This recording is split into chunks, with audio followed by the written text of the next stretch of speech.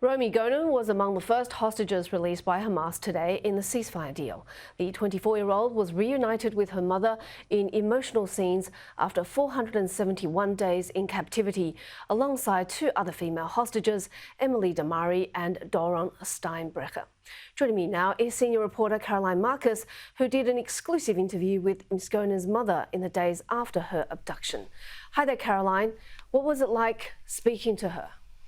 It was absolutely heartbreaking, Leigh. In those first days after Romi Gonen was abducted from the Nova Festival, her family didn't know if she was alive or dead, if she was among the almost 400 killed at that music festival, or whether she had been abducted into Gaza. Her phone had been traced to Gaza, and in the final phone call she had with her mother, you could hear her, what would turn out to be her Hamas abductors speaking in Arabic.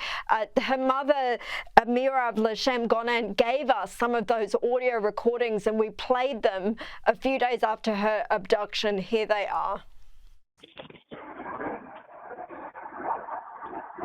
Romi, אני איתך, ממי. רומי, הלו, כן יפה לי. אמא? כן יפה. הכל בסדר, ממי, אני איתך. הכל טוב, אנחנו... Speaking to me at the time, Romi Gonen told me that it was really difficult because she didn't know whether her daughter was still alive, whether the gunmen had in fact taken her. They were still trying to identify bodies at the Supernova Music Festival at that stage. This is what she had to say back in October of 2023. I was with her on the phone and couldn't do nothing. It's so frustrating. Hearing your kid suffering, afraid that hello, mommy, and that's it. And then all we hear is gunshots around the car.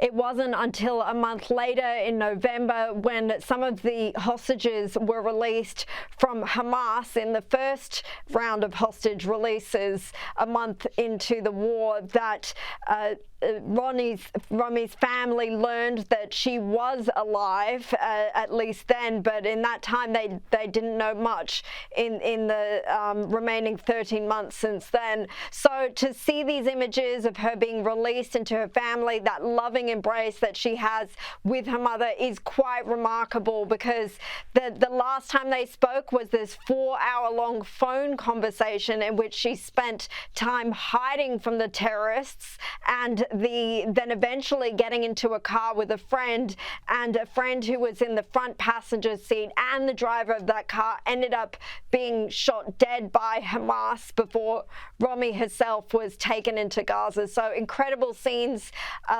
Leigh, and I'm sure that family and the mother is feeling overwhelmed with joy to have her home. Yes, absolutely. It's heartbreaking to watch as someone who's gone through something not as horrific but similar. Thanks for that, Caroline.